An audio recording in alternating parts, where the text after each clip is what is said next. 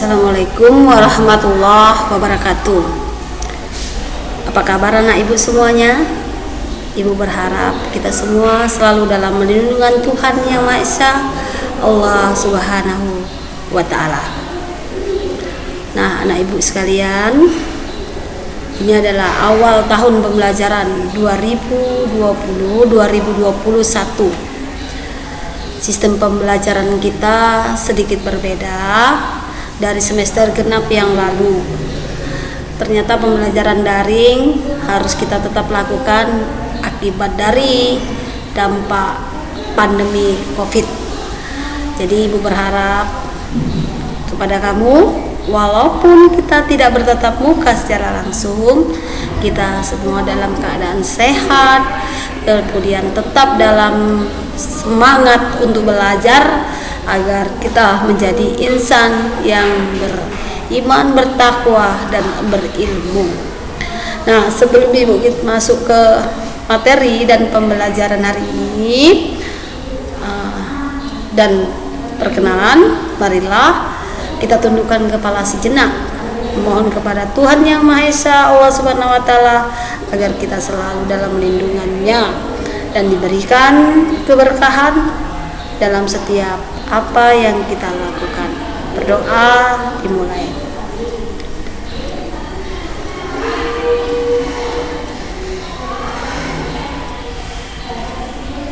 Doa selesai. Oke, kita lanjut ya. Tetap semangat.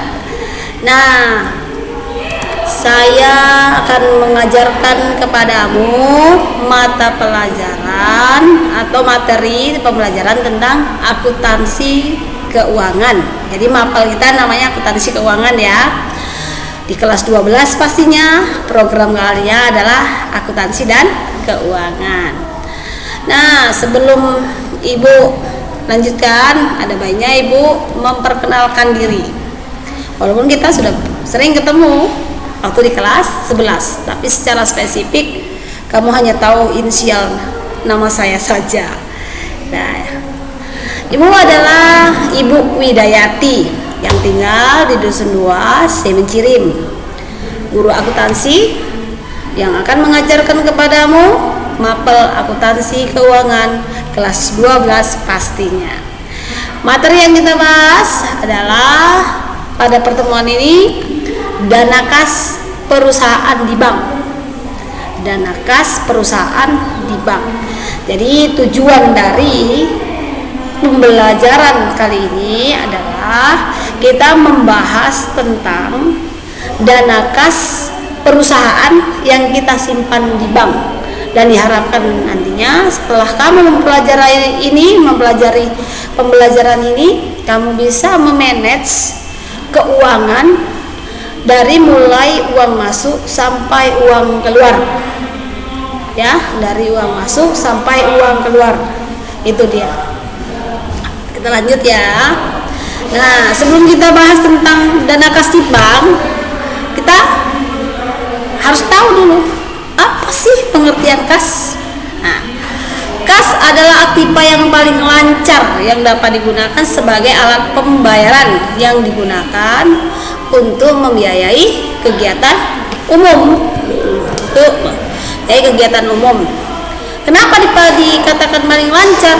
Karena kapan saja kita perlu, uang itu bisa diambil dan digunakan sebagai alat pembayaran untuk membeli misalkan peralatan, beli perlengkapan misalkan, menggaji karyawan, kemudian kegiatan-kegiatan yang lain yang disebut dengan kegiatan umum perusahaan. Nah, itu dia ya, dari mulai gaji, bayar listrik, dan yang lain-lainnya. Jadi paham ya? Oke. Kas dapat berupa uang tunai. Nah, dapat dengan uang tunai. Nah, itu uang kartal dan uang giral. Ingat ya, kas itu bisa berbentuk uang tunai dan bentuk simpanan di bank yang dapat diambil sewaktu-waktu. Jadi itu ada istilah disebut dengan uang kartal dan uang giral. Ibu kasih contoh, uang tunai itu bisa berupa uang kertas dan uang logam. Uang kertas itu nih seperti ini. Ini adalah uang NKRI. Nih pasti kamu tahu nih ya. Kalau nggak tahu kelewatan. Apalagi lihat yang ini, semangat banget ya nih. Nih, andaikan punya 5 lembar sekarang ini, seneng tuh. Nah, ini uang 1.000, 2.000, 5.000, 10.000, 20.000, 50.000. Ya, ada tahun cetaknya ya, ada yang terbaru. Kemudian 100.000. Itu ya. Makin tinggi nilainya, makin ganteng yang nempel di foto ini. Makin rendah nilainya, nih kamu tengok bawa golok dia. Oke, lanjut ya, next. Ini uang kertas. Kemudian ini bentuk uang logam nih. Itu belum, masih uang kertas ya. Nih uang kertas ini mata uang asing ya, mata uang asing, tapi masih uang kertas. Nah ini dia. Kemudian ini uang logam nih. Jadi secara tunai itu ada uang berbentuk kertas dan uang logam secara fisik. Nah ini yang disebut dengan uang tunai tapi yang sifatnya itu tabungan dan sewaktu-waktu bisa diambil. Contoh nih di ATM, datang aja kamu ke mesin uang ya,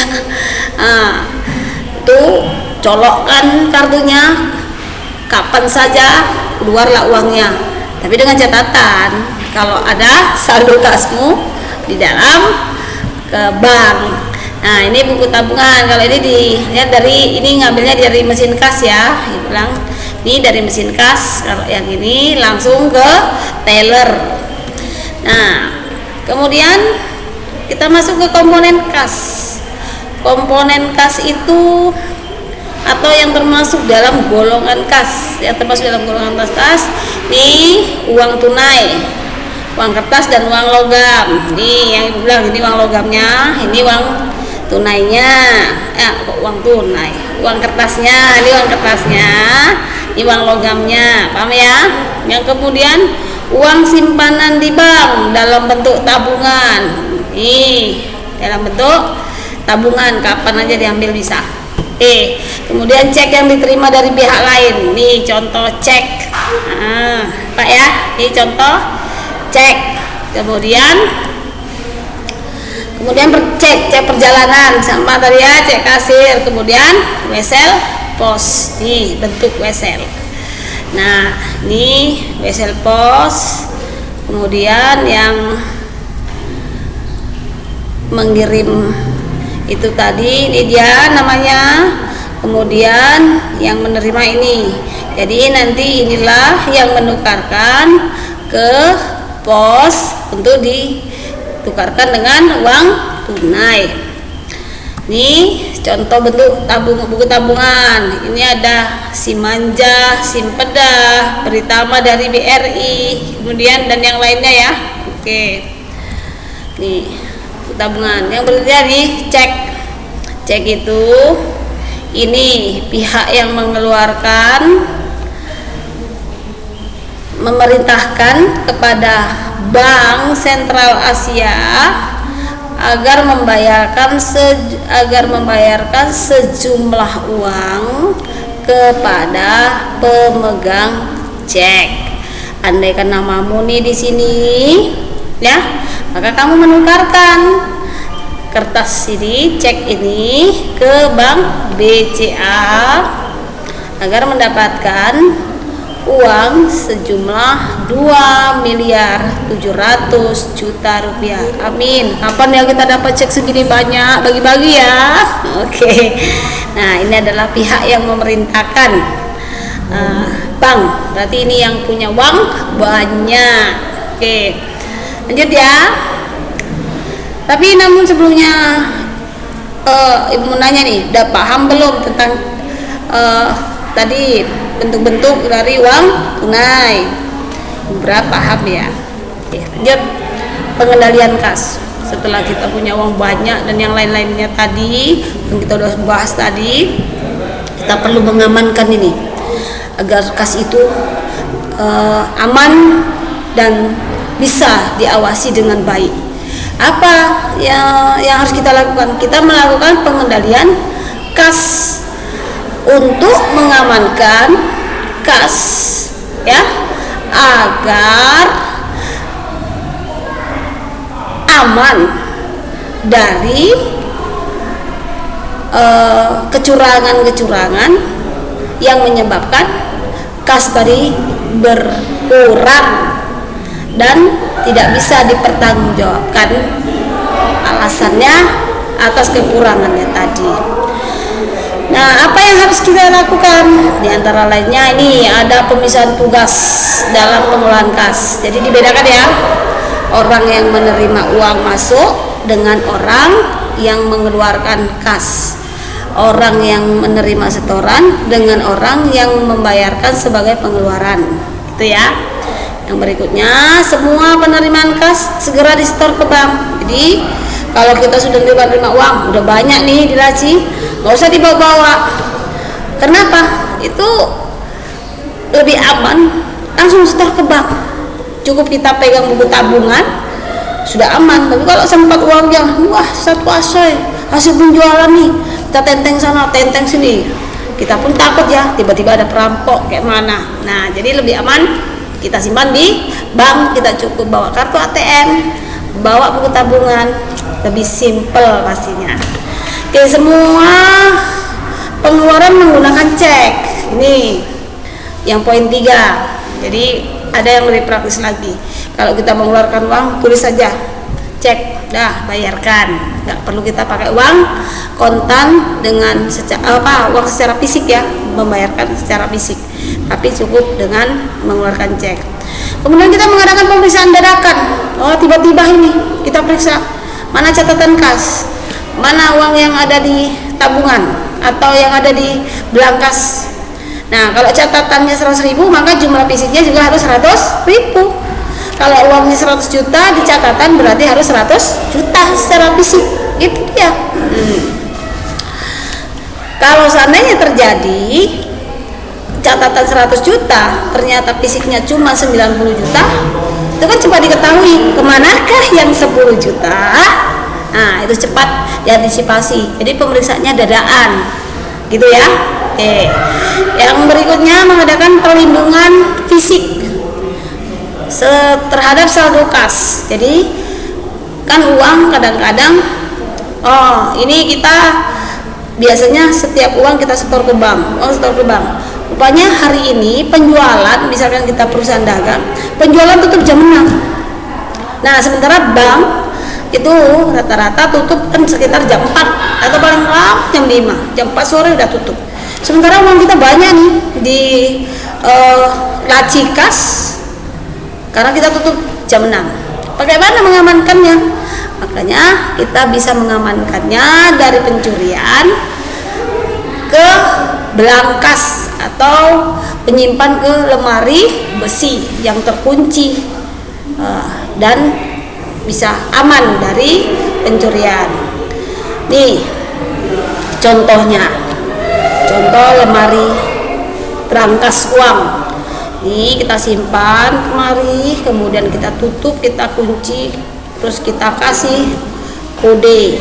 Nih, dan kode ini hanya diketahui oleh mereka yang diberi kepercayaan oleh pihak perusahaan, sehingga apabila ada orang lain yang ingin mengambilnya yang tidak mengetahui kodenya, tidak akan bisa terbuka lemarinya. Paham anak ya? Paham anak-anak? Oke. Jadi pembelajaran kita hari ini tentang pengertian kas dan bagaimana mengamankan kas dengan melakukan pengendalian kas.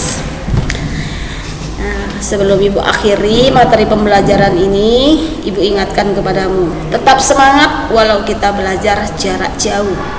Kemudian jangan lupa kerjakan semua tugas-tugas yang Ibu berikan dan jalankan sesuai dengan instruksi. Ibu selalu berharap dan berdoa agar kita semua selalu dalam lindungan Tuhan Yang Maha Esa Allah Subhanahu wa Ta'ala, dan kita semua tetap semangat untuk menjadi insan yang selalu ingin berubah menjadi berubah yang lebih baik. sebelum kita akhiri materi pembelajaran hari ini, ada baiknya kita tutup dengan doa. Berdoa dimulai.